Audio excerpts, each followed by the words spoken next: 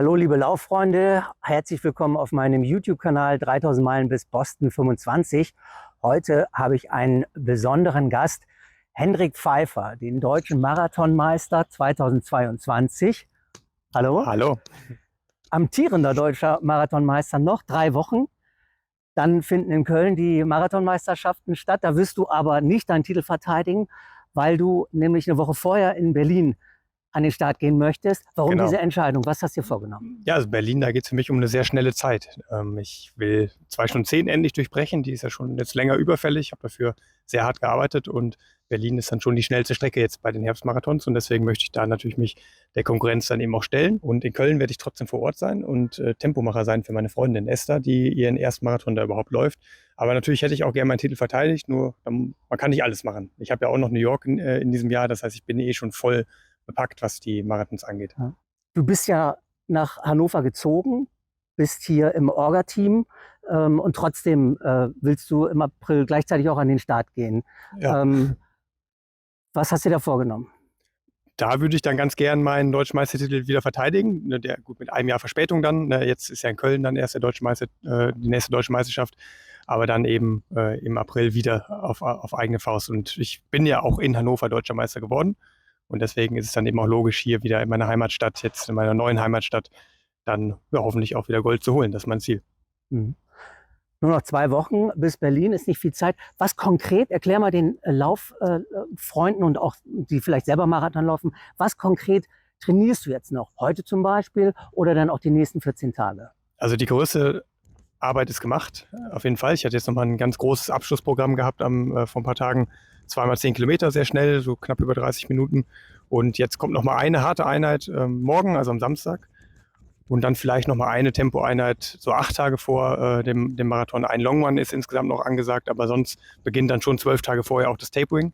Und das bedeutet deutlich weniger Umfänge bei gleicher Geschwindigkeit, aber für mich dann eben ja, eine Art Wohltat. Ne? Nach so 220er Wochen am Fließband geht es dann auch mal runter Richtung 140, 130 und da fühlt mein Körper sich dann schon so, dass er sich dabei erholt. Auch wenn es für andere natürlich jetzt recht viel ist, aber im Vergleich zu dem, was ich jetzt vorgemacht habe, ist das dann für mich erholsam.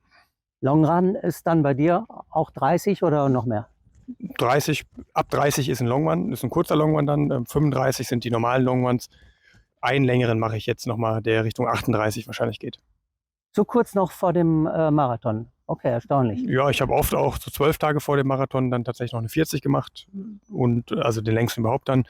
Kann ich gut wegstecken, muss man natürlich dann sich gut einschätzen können selber auch, wie hart man da noch rangehen möchte. Weil Wahnsinn. der Schwerpunkt muss darauf liegen, dann bei dem Marathon selbst eben top ausgeruht zu sein.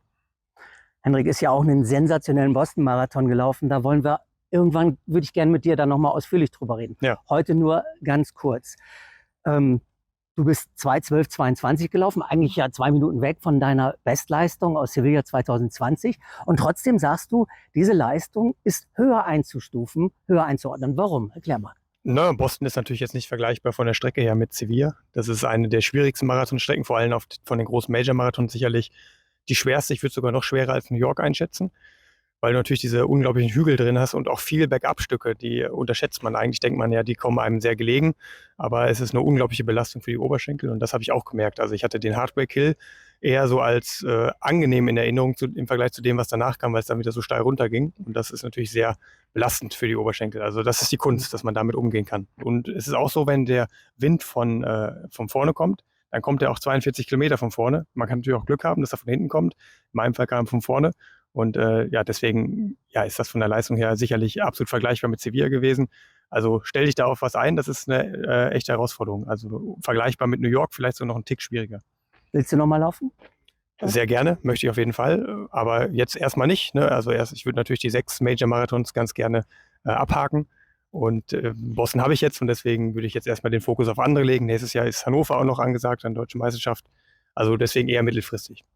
Okay, also ich will ja 2025 rangehen. 3000 Meilen laufe ich bis dahin. Das läufst du wahrscheinlich in 3 Wochen oder so. Aber gut. Also vielen Dank, Hendrik, dass du kurz Gast warst bei mir.